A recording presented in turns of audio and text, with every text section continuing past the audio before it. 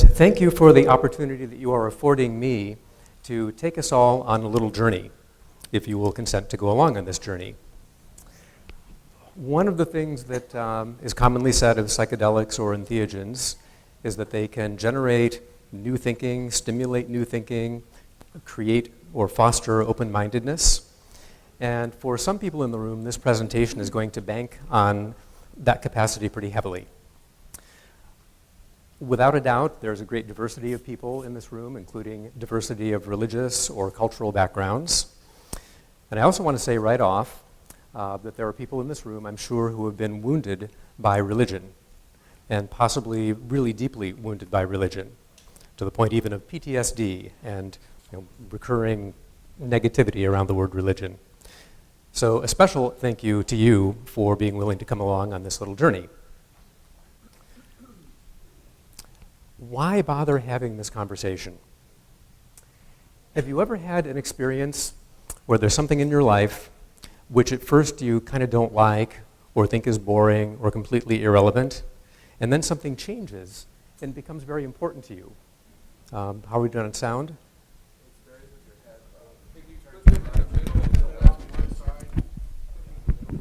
Let me try this. Is that all right? And I'll try to be robotic. So instead of, okay, good, thank you. So imagine there's something that you didn't pay much attention to, or you had a negative relationship to it. Pick something like Brussels sprouts, or maybe physical exercise. Do you have one in mind, something you used to not like or not pay attention to, and then suddenly at some point in your life it started to show promise?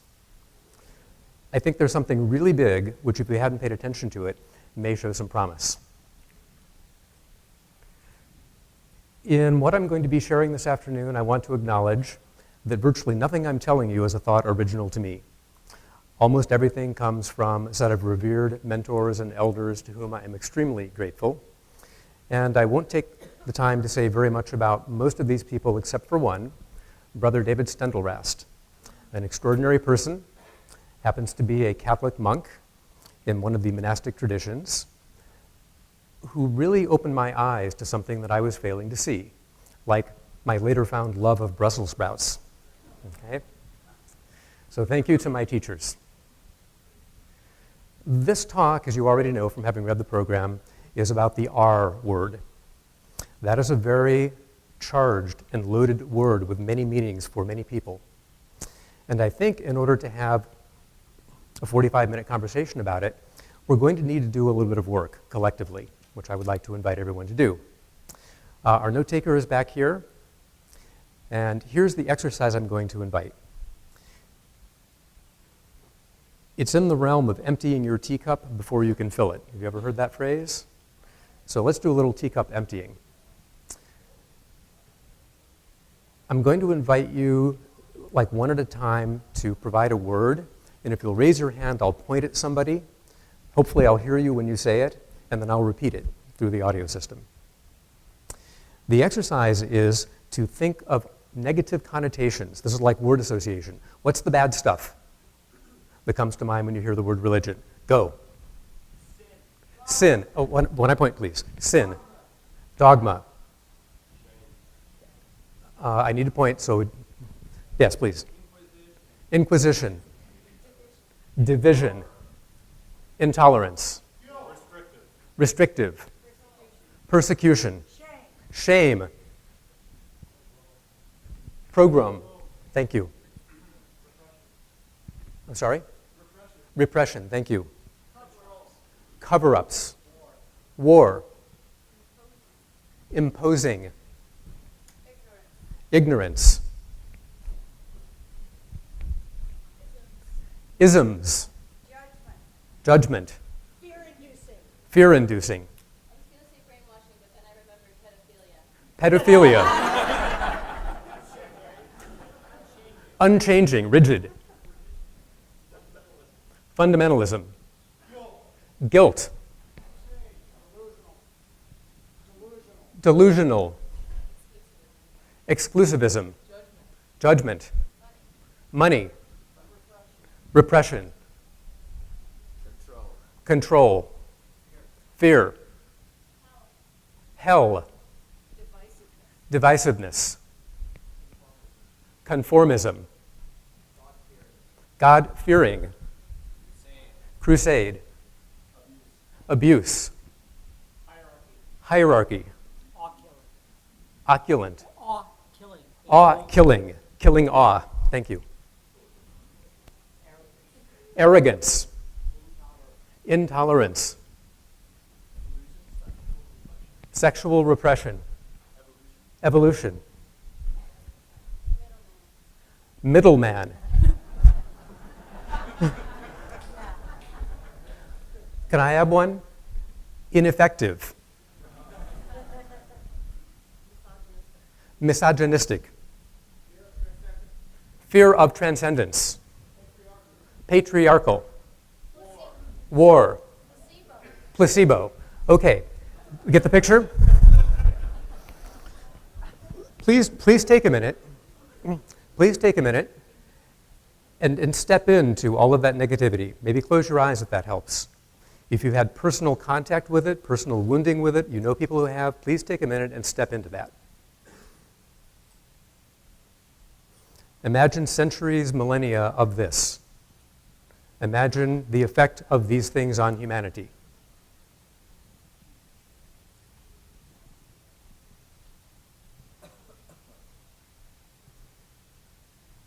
It's pretty easy to see why the R word has the bad rap that it does. Yeah? Yeah, those things are all real and present in the world in some instantiations of some religion. Can you please do whatever you need to do to try to turn the teacup upside down? And don't worry, those things are still in the world. We're not getting rid of it here. We're just getting rid of it from our minds for the next little bit of time. So if you have some little metaphor, just like chuck that stuff. And now let's hope that we have something of a clean slate. Can we do the corresponding exercise? One at a time, same protocol. What positive associations do you have with the word religion? Community. Faith. Hope. Mystical tradition. Charity. Transcendence. Stained glass windows. Communion with God. Ritual. Devotion. Sanctuary. Service. Bach. Bach. First Amendment rights. Singing. Culture. Forgiveness. Rules. Spirituality. Grace. Mystery. Liberation. Connection. Union. Initiation. Awe. Structure. Love. Enduring foundation. Dark star. Rock of ages. Choir. Choirs. Good architecture. Mercy. Generosity. Salvation. Trust. Non-duality. Angels. Meaning. I'm sorry? Second chances, forgiveness.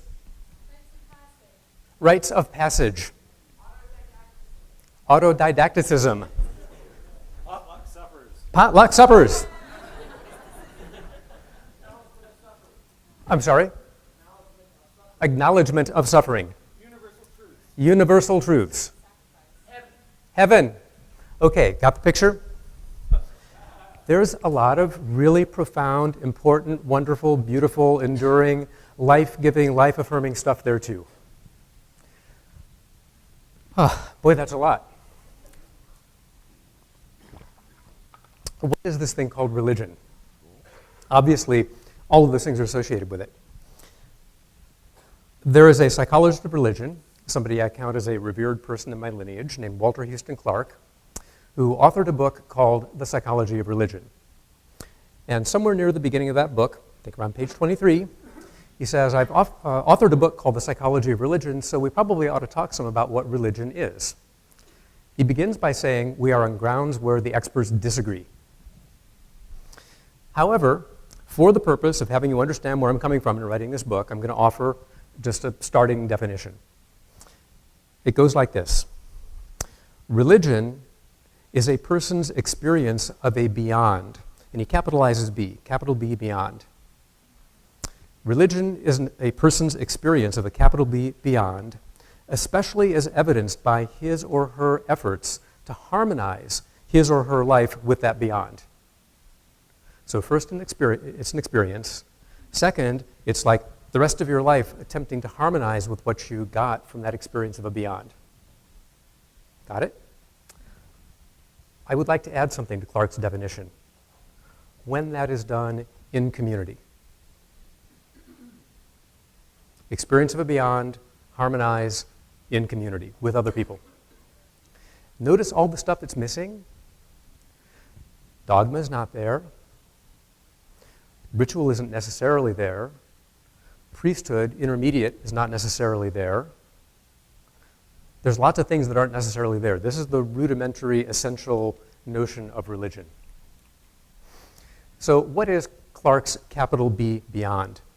I happen to like his use of that word because he avoids associations with other words. But the other words that are commonly used for it, somebody said non-duality, mystical experience, cosmic consciousness, Christ consciousness, Buddha consciousness. A phrase that I think has some unique application is primary religious experience. These are all near synonyms for a cluster of experiences where we don't need to differentiate super finely. We can say there's a cluster of experiences that we can conveniently call a capital B beyond. Is there anyone here who finds the word beyond offensive? Like, oh, I couldn't have a beyond? I'm not seeing any, maybe one hand. Not offensive, but it seems to locate spatially. It seems like Okay, one person's concerned that there's a spatial implication about it. What I'm generally seeing is, yeah, we can go with that for a little while. So please let's go with that for a little while. This audience probably doesn't need to spend very much time talking about non-duality, mystical experience. The scholar W.T. Stace did a cross-cultural study of mystical experience, found these common characteristics. The most important one, the one that is most characteristic of non-duality or mystical experience or a capital B beyond, is the unifying vision, all is one. And there are these other characteristics also that you know about, you've heard about elsewhere in this conference and have probably had. Let's move to the Johns Hopkins psilocybin experiments. Who here has not heard of them before? There's not a hand. Yay. I won't spend a lot of time going into it. But since 2006, when the first paper was published out of Hopkins, we've reported on data coming from this campus of Johns Hopkins, coming out of this session room, where I believe about 120 unique individuals have now had psilocybin sessions, producing data that look like this, that show up in scholarly, peer-reviewed articles. I'm not expecting you to read it. Just know that this is what science looks like when it turns its attention to non-duality and the other kinds of experiences that can arise on psilocybin. I will read a little bit of this just to let you know that I'm going to take liberties here. Over a large number of volunteers, over more than one study, a pretty big fraction of mentally healthy, normal volunteers with a spiritual interest, that's kind of the population we're working with, a significant fraction, a third or more, will have an experience that they rate as the single most personally meaningful or spiritually significant experience of a lifetime. Roughly an additional third or more will say that a psilocybin session was in the top 5 of an entire lifetime. If you give people multiple shots at it, like rolling the dice multiple times, the percentage of people who report the experience is in the top 5 exceeds 90%. So we have here an intervention that can be applied to mentally healthy people with a spiritual interest in a laboratory that in a day or repeated over a couple of times has a high likelihood of taking somebody to Clarke's capital B beyond. So let's fold this back into our conversation about the R word. And before doing that, I'd like to mention something else that W.T. Stace contributed to this dialogue, which is the notion of causal indifference, by which he means that whatever might trigger or occasion or give rise to a mystical experience, we shouldn't be too concerned about what that trigger was. We should look at the experience itself. So if it came from fasting, if it came from childbirth, if it came from psilocybin, if it came from a near-death experience, those don't prejudice the results. And I say that because people in this room may have a tendency to privilege the entheogens. Now there's a reason for it, because we saw those statistics before about how reliable trigger it can be for well-selected people under the right circumstances, but it's not the only trigger. And it's important to remember this for many reasons, one of which is diplomacy. I don't think we envision a world where everyone's going to take entheogens or wants to take entheogens, and there are plenty of other tried and true techniques that get you to the same place. So having reviewed briefly the Hopkins experiments, let's move on to the R word and just say there's non-duality. What happens when non-duality or capital B beyond experiences occur? Brother David Steindl-Rast made an extremely provocative statement to me. He asks, how does one get from mystical experience to an established religion? The one-word answer is inevitably. Do you believe it? Here's his reasoning.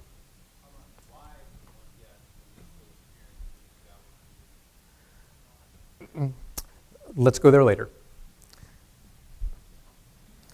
Imagine in your adult life you've not tasted non-duality before, and you have a dualistic worldview, a mechanical, materialistic worldview. Kind of haven't really thought about that. Maybe even your science training has drilled it out of you. And then you have this eye-opening experience. Is it fair to say you've probably either learned something or at least gotten a new perspective on ultimate reality? Well, if so, a new perspective on ultimate reality is the first little bit of doctrine. Wow, things are more connected than I thought they were. That's a doctrine, something you now think is true about the world. That's one of the pillars of religion. So once you have this doctrine, wow, I now feel, believe, have experienced that things are more connected than I used to think, maybe that calls for you to live your life a little differently. Make different decisions about yourself and your livelihood and your relationships and your health and whatnot. Well, decisions about what to do and what not to do, there's the seed of ethics. Let's suppose that these changes are, you find them enlivening. This is a quality of life improvement. This is a major gift you've been given, actually, and you would like to give thanks for it. That gives rise to ritual. Brother David, anyhow, asserts that those are the three core elements of religion, and they come from the non-dual beyond experience. There's multiple kinds of ritual. Ritual can be just to give thanks. It can be when you wake up in the morning and say, wow, it's amazing that there's something instead of nothing. I'm so grateful to be alive. Ritual can also take profound forms that have the purpose of introducing new people, or yourself again, to mystical experience. So some ritual takes us back to mystical experience, for you or for other people. The mystical experience gives you an opportunity to sanity check your doctrine, to make course corrections. You know, the church after Galileo probably needed to make a course correction. So this is the cycle. An engineer would say this is a system. This is the system of religion when it works well. It regenerates itself. The doctrine does not harden or ossify because there's always a new mystical experience that can give rise to revisions of those things.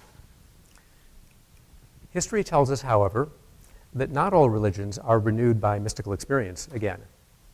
So that link over there, that arrow, that's an imperfect link. What happens when it's broken and stays broken for too long? Brother David says, sad as it is, religion left to itself without that return to the mystical experience turns irreligious. What does that mean? Doctrine hardens into dogmatism. Ethics hardens into legalism. Ritual hardens into ritualism. Our note taker, would you please read back 10 or 12 of the very worst words slowly, and I'll repeat them? Sin. Inquisition. Persecution.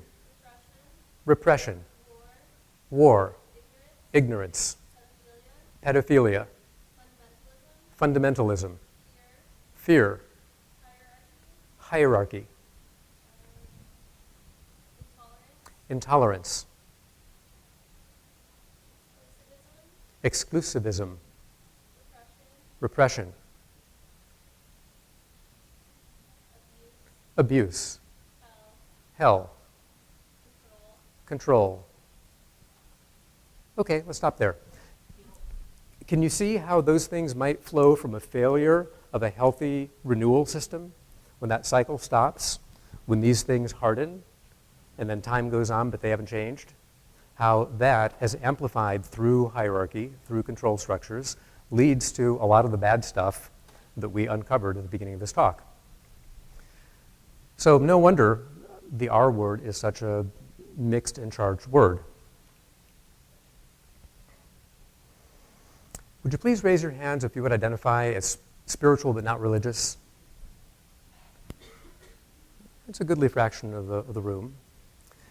You probably know that sociologists for some decades now have been asking people, are you spiritual? Are you religious? Are you both? Are you neither?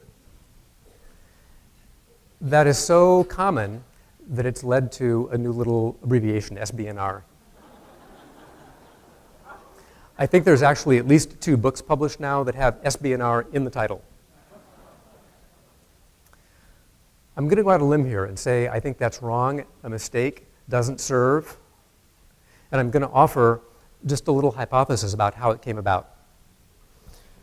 Suppose, let's turn the clock back a couple decades. I think history would show that in the middle of the last century or so, the words religion and spirituality were not sharply distinguished.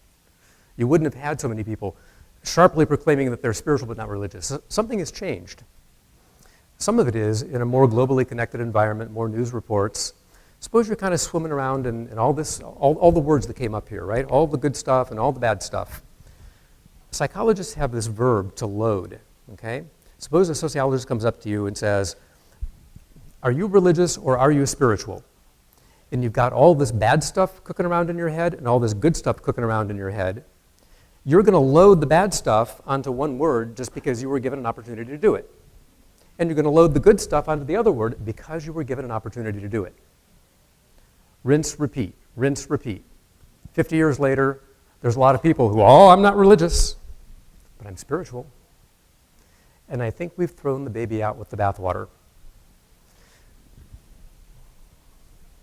I hope you're tracking so far, okay? If we can keep the teacup pretty empty of the bad stuff, and we can look at this very simplified model of religion, it will give us eyes to see something that you probably couldn't otherwise see. And that is that religion turns up, or religious aspects, the phenomenon of religion, that cycle, it turns up in a lot of places.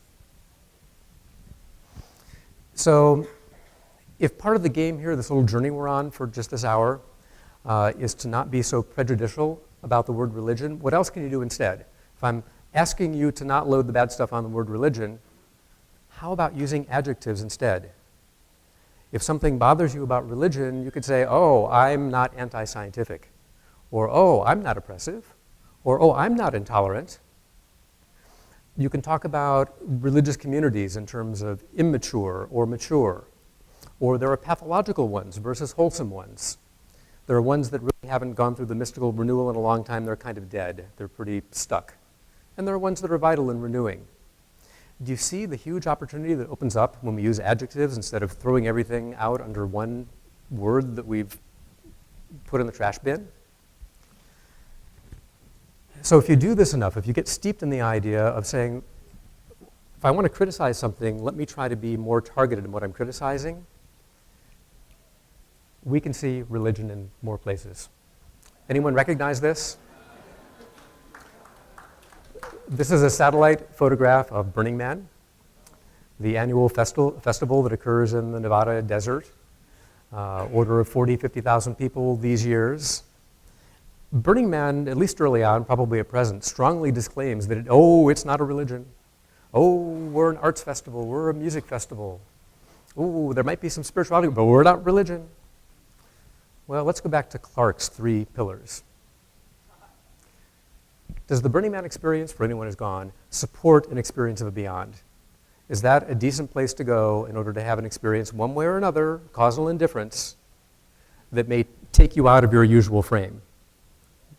I heard at least one yes. Do I hear any no's? Okay. So it supports, it goes without saying. Do participants learn from those experiences? Okay. That's the doctrine part. You learn something new about ultimate reality or something important about how people operate or communities operate. So you take away little bits of doctrine from it. How about ethics? Does Burning Man offer ethical teachings? I'm looking for something that's not showing up on the presentation. There we go. Burning Man has codified a 10 Commandments. They actually call it the 10 Principles.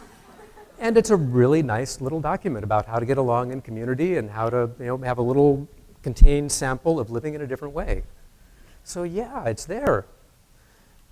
This one goes without saying too. Is there ritual at Burning Man? It isn't one ritual. It's not from one tradition. It's kind of everyone doing what they want. But tons of ritual gets generated. And often it serves to recreate the beyond experience, celebrate the beyond experience, and share it with others. So seen through this cleansed lens, can you see at least religious aspects in Burning Man? Burning Man might not want to be called a religion, but this is another opportunity to broaden our vocabulary. You can call something a religion, which sounds like it's got a name and it's got really definite traditions and doctrine, and that's pretty restrictive. You can also just say it's religious, like it smells and feels and tastes like a religion. Or if you want to back off a little further, you can say, it's got religious elements. So I'm not attempting to label Burning Man here. I just want to increase our vocabulary for locating that cycle, the mystical renewal cycle, in places we might not ordinarily expect to find it. How about other groups with religious aspects? Can you think of some? There's various festivals. What happened at 1015 Folsom last night? Anyone go? It might be this group, or at least the subset of this group, that went to 1015 Folsom for a bicycle day dance celebration. There are ecstatic dance communities. There's probably a whole bunch of communities that call themselves spiritual communities because they need to shy away from the R word, otherwise no one will come.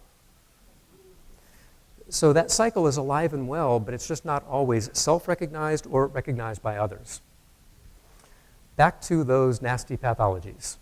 Separated from personal experience, sexual exploitation, quietism, idolatry, da-da-da-da-da. Are they inevitable? I don't think so. I think it's possible to reform or restructure or to structure religion anew in ways that minimize the likelihood of all those pathologies and all that bad stuff from coming up. Are there existence proofs in the world? So Alcoholics Anonymous does not call itself a religion. But taking from that vocabulary, I'm going to assert that it's got religious aspects. Let's look at some of the ways, not of what they do with alcoholics, but how they've decided to structure themselves. They've got not only the 12 steps, but something they call the 12 traditions. One of them is minimizing the problems of money, property, and prestige. They don't own very much. They don't own the buildings they have their meetings in. They pass the hat to collect money to cover the rent. They stay anonymous, in part, because they want to avoid problems of ego. Each group needs the least possible organization. I love that exact turn of phrase. Each group needs the least possible organization. Why? There's less to go wrong. There's less structure that gets ossified and can outgrow its usefulness. Rotating leadership is best. They do acknowledge that there may be some specialists that they want to keep on in a particular role, but the general notion of leadership can be shared and passed around the circle. Authority from God is expressed in the group, not expressed in an individual.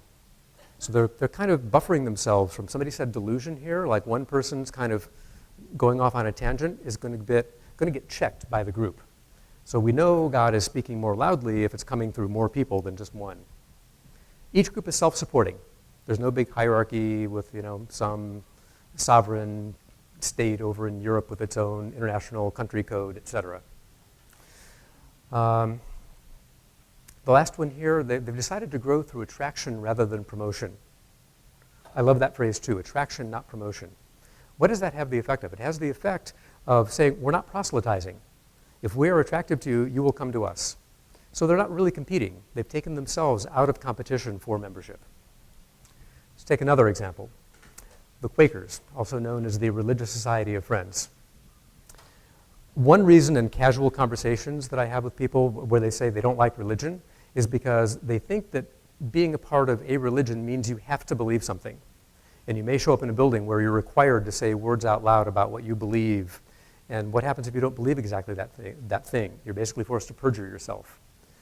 But it's not true that religions need to be creedal. The Quakers are a non-creedal religion. You can come believing anything or nothing. They do hold as a loosely held concept of the organization that there's something of God, whatever that means to you and everyone. They make decisions by a process they call unity. I like the word concord. They are very heavily engaged in social justice. Remember those 3 dots?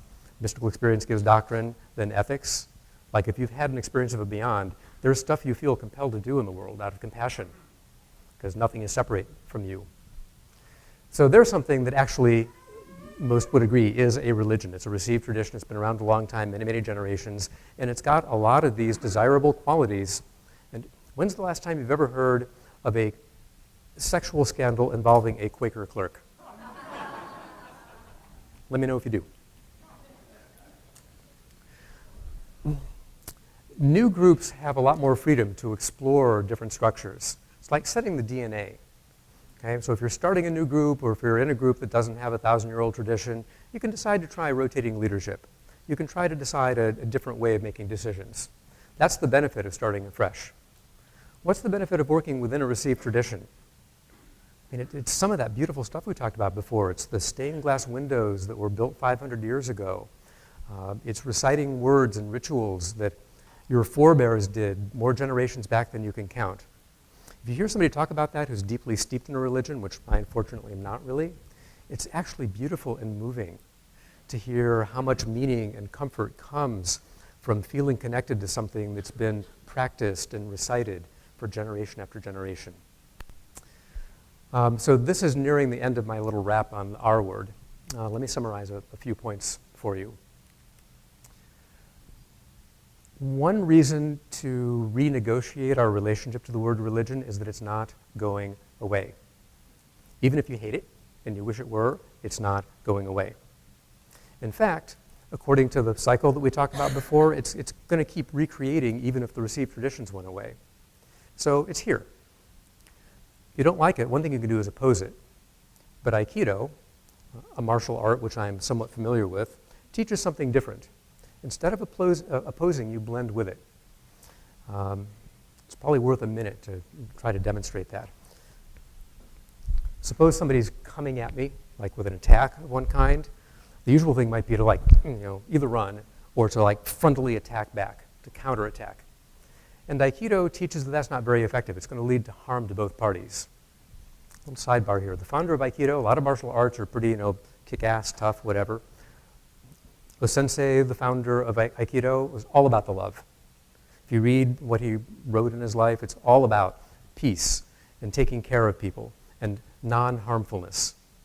So his teaching, embodied in a martial art, is if something is coming at you, instead of harming it to stop it from harming you, you blend with it.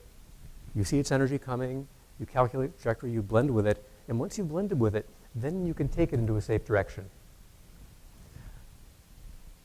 There's something really profound in that, and I'm not going to say exactly how I think it relates to this, except that I'm pretty sure that it does. We're learning to do religion better. And learning to do religion better could be, I think it's an understatement to say, potentially a very great good on planet Earth. And as we're doing religion better, maybe the most important thing to remember about doing religion better is that direct experience is what keeps it vital tempering it through community is what keeps it from going off in weird, unserviceable directions.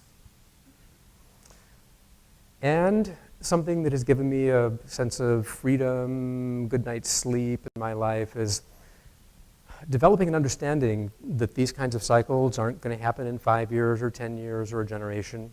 The kinds of things we're talking about here at the conference, some things, this clinical trial and this FDA approval of a study, those things can happen in a 2-year, 5-year, or 10-year time frame. But the healing of the world, the perfection of the world, is probably a never-ending process. I can't see that far ahead. It's surely going to be taking place well beyond the expected lifetime of anyone in this room, and times 10. In a way, there's comfort in that, isn't there? We don't have to do it all. We just need to do what's in front of us. And trust that in the long run, all will be well. Thank you for your attention.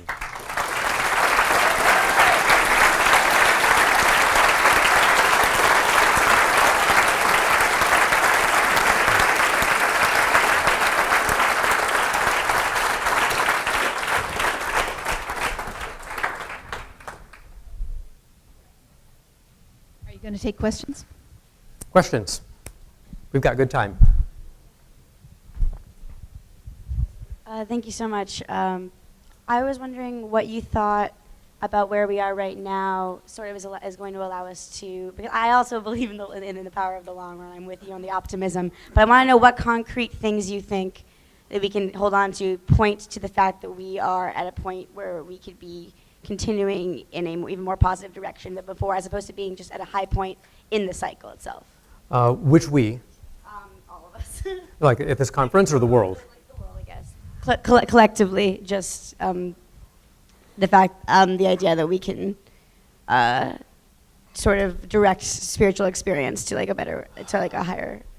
The question, as I understand to avoid these the negative. To avoid the pathologies, right. and to avoid the bad stuff that happens. That's a really huge question. I don't know. Whatever's right in front of you is the easiest thing. When you see bad stuff, call it out. Pin the blame in the right place. The next time you hear about something abusive or guilt-trippy or something that's ossified, don't say bad religion and let it go. You could give it some constructive feedback. So that's one thing I can think to do that's often right in front of each of us. Let's see. The speaker at dinner tonight, I heard him say on another occasion that today's world is suffering from an epidemic of isolation and loneliness. Now, I don't know if that's true for people in this room, but for people that have distanced themselves from spiritual communities, from religious communities because of the pathologies, maybe you would like more of it. Maybe you would like some recurring, dependable ritual like Bicycle Day in your life. Go make it. Find friends that want to do that with you. And maybe if it was a good thing one year, you'll want to do it again the next year. Maybe some of this will have left an impression with you, and as you learn how to make decisions as a group and rotate the leadership and so on, you will be generating structures that are more resilient. So those are the two things I can think of, and I'm sure there's plenty more. Thank you.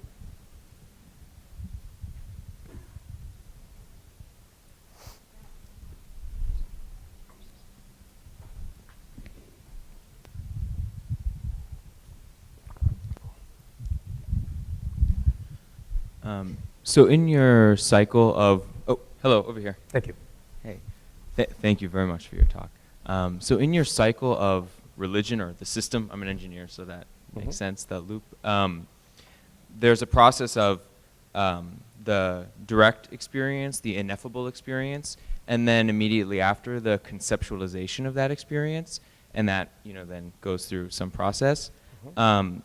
It seems like the goal of certain religions, very intently, particularly Eastern religions, is to have the loop, instead of going from the ineffable experience to the conceptualization of that experience, from the ineffable experience to a realization or a persistent non-conceptual experience that remains, and it avoids that process continuing.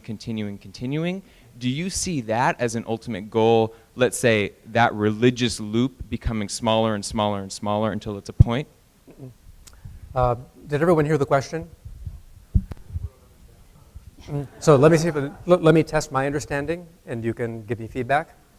So we have this cycle where the mystical experience leads back to realizations about true things about the world, aka doctrine, and ethics and ritual, that then recreates the experience, which the questioner said, what we're really doing is going from a non-conceptual place, non-duality, to conceptualization.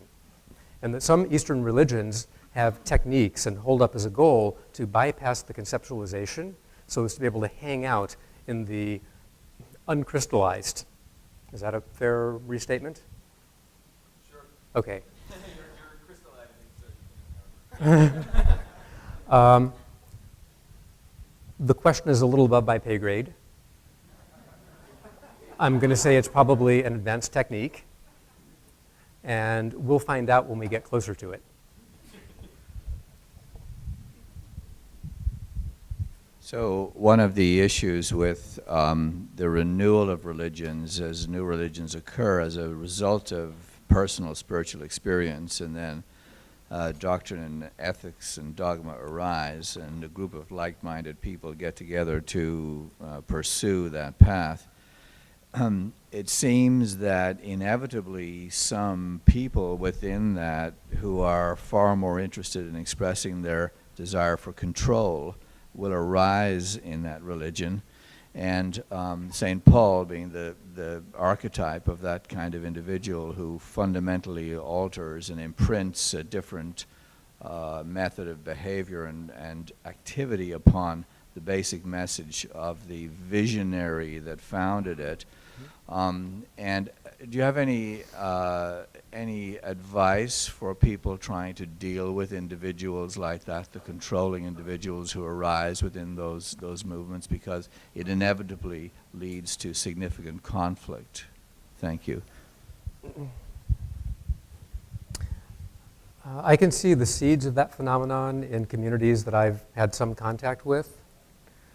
If I can restate the question a little bit, sometimes there can be ego problems associated with these elevated experiences, inflation, and then somebody comes back to this level and kind of has a new vision or is wanting to take control, climb the ladder. And this may sound glib, but what if there's not a ladder to climb? Quakers don't have ladders. They're non-hierarchical. AA doesn't really have much of a ladder you can climb. And my guess is, if you're in one of those contexts and you get a little out of check, somebody's going to have a few words with you. Quakers, I believe, sometimes call it laboring with a friend. Whether or not that's good enough to prevent all of the pathological situations, I don't know. Laughing works really well too, someone says. Right here. Hi. It seems to me that when you are going for your mystical experience, that there are different ways to achieve that. There's, we've talked about meditation and fasting and things like that. Causal indifference. And it seems to me like there's sort of the hard way and the easy way. Hard way being, sitting on fasting in a cave on a mountain for a lifetime, and the easy way being the psilocybin experiment. What Roland has called the experience. crash course. Exactly. So it seems to me that the upshot of the entire talk today is how these mystical experiences are actually very beneficial for society as a whole.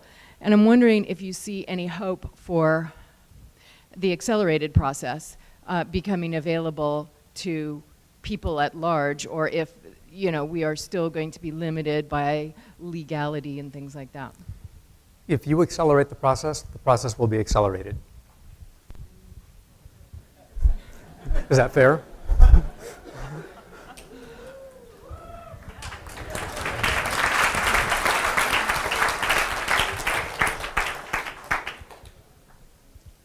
Bob, at the last slide you showed, you said, I believe, that direct experience has to be tempered through the community.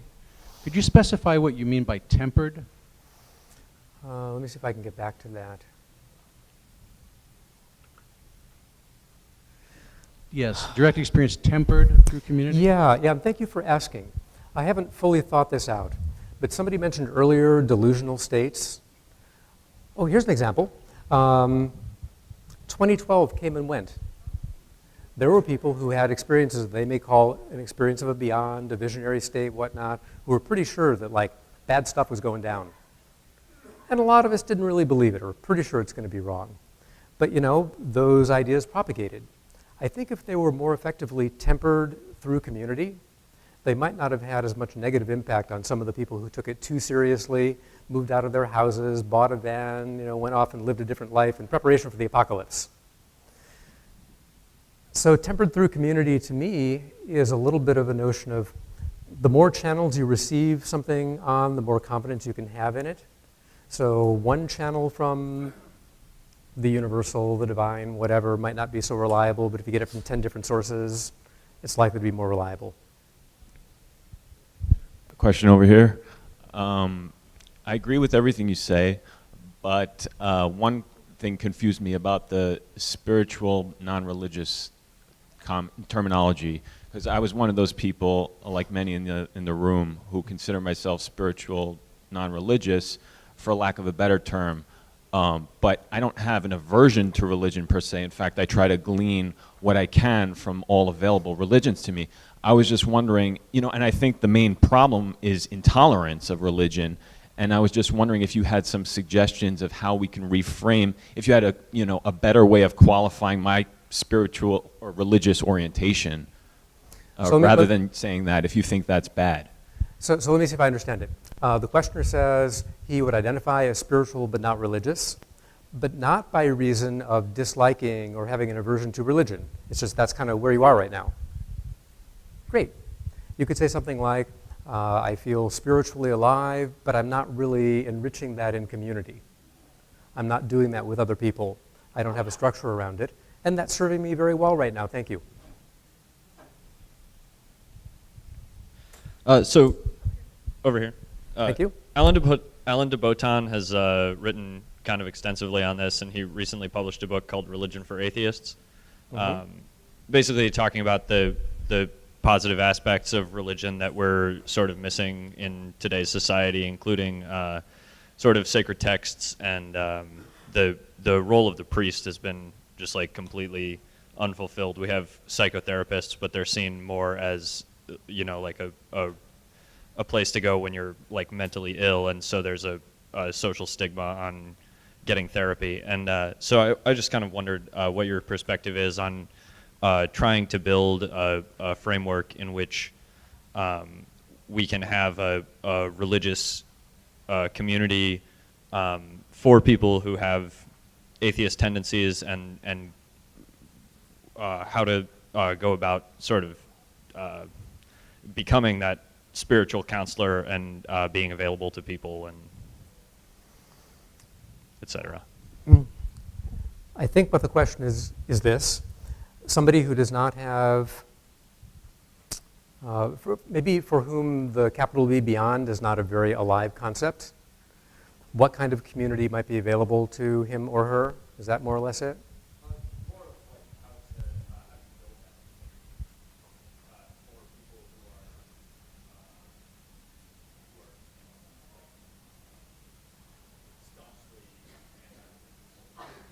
How do you build a community of seekers, people who are curious, but are staunchly anti-religious? Well, I think you do it. I think you do it just like you would if they were religious. If this is of interest to you, you can try to chip the barnacles off the bottom of the boat called religion. You can try to detoxify that word, but the process of building community is probably not terribly different as a function of its name. Somebody said dance music community. Yes, using the Native American Church and the UDV as kind of a roadmap and a paradigm for what is possible concerning sacrament. What do you think would be the roadmap to utilize and perhaps parlay some of the Johns Hopkins findings with psilocybin to creating a new religion that was able to allow psilocybin as their sacrament, even though it perhaps doesn't have the same kind of history that the UDV or the Native American Church has? The questioner says, looking at the UDV or the Native American Church, two organizations that are now allowed to use a Schedule I controlled substance in religious practice, how might that generalize to a different group using psilocybin? The first answer is very, very carefully. and probably not very quickly. What that might look like, in my mind, is a group of people who get along well, maybe who've had some ritual going on for some time as a group with a solid identity. Maybe there's something you do once a quarter or once a year. There is actually some tradition associated with it. Even if it's only a couple years old, it's still some tradition.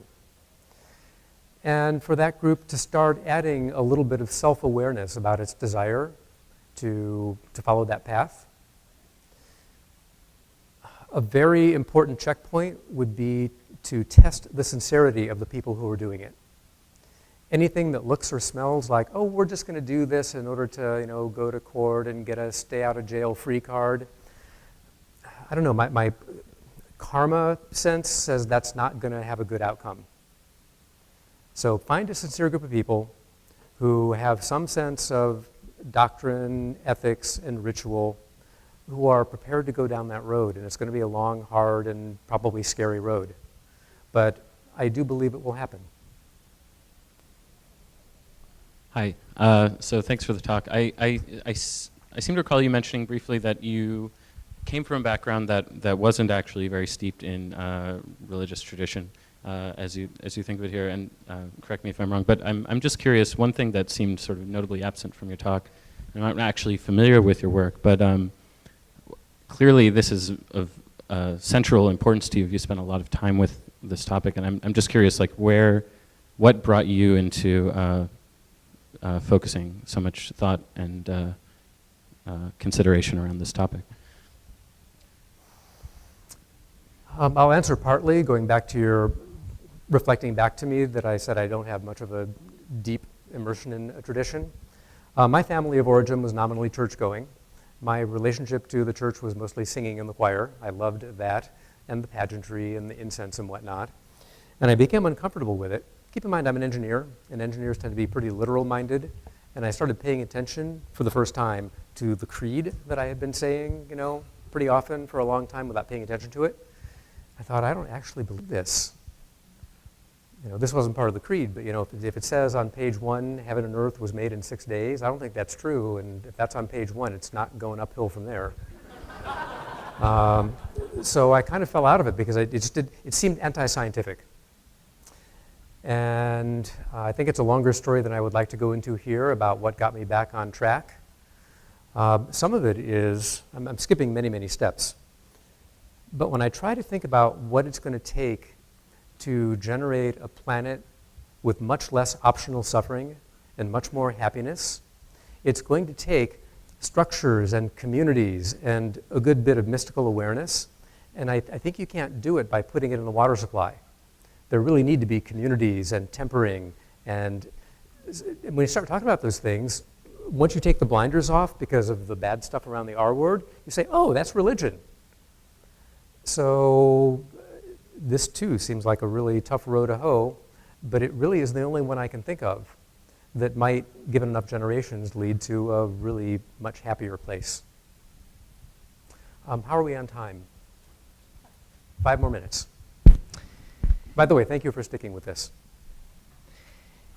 If what you're saying here is so compelling, then why not rename your organization Council for Religious Practices? Because it takes a bunch of paperwork. Give you an answer. We chose the most generic name that we could think of, specifically so that we wouldn't have to spend a lot of time explaining it or defending it or knocking barnacles off of various words. This is an opportunity to say something about nomenclature. I have a mixed relationship with the word psychedelic. It's the word I grew up with. It rolls off of my tongue easily. I like its etymology. And I've become keenly aware that for some people in some audiences of some culture, for some people, when you say that word, whatever the clock cycle is of brain stuff happens really quickly. And what gets evoked is bell-bottoms and war protest and the Grateful Dead and such. And it's an unhelpful set of associations. So given that and that's why I like entheogen or even hallucinogen sometimes with all of its problems, or plant teacher or sacrament or these substances, there's lots of ways to circumlocute around it. If we were the Council on Religious Practices, I need to be giving this talk a lot more in order to not have people be turned off by that name. Thank you so much for this beautiful talk.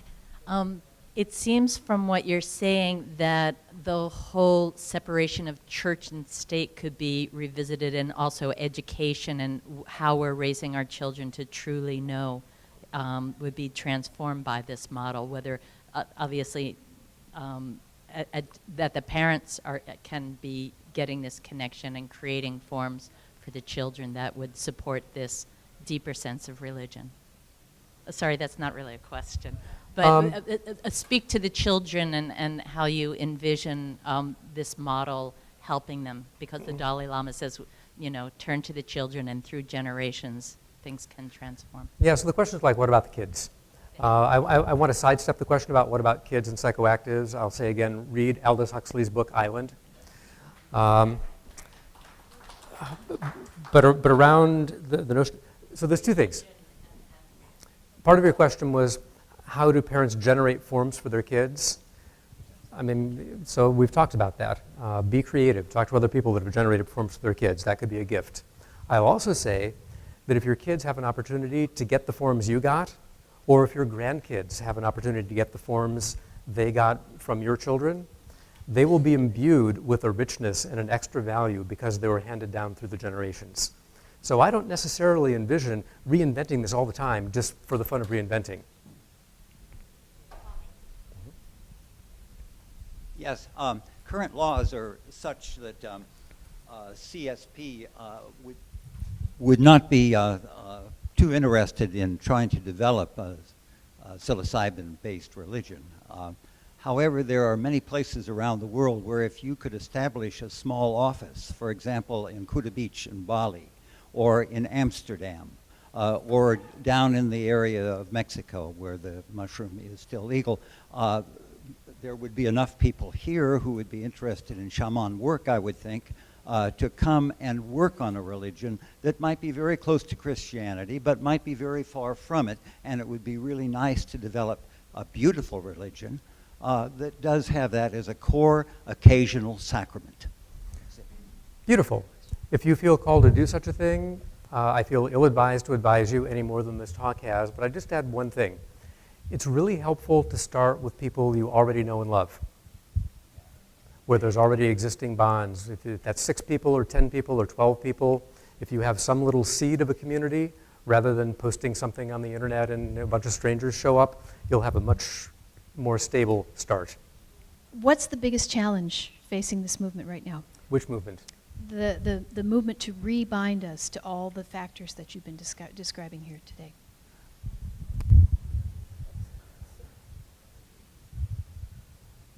Developing a will to do it.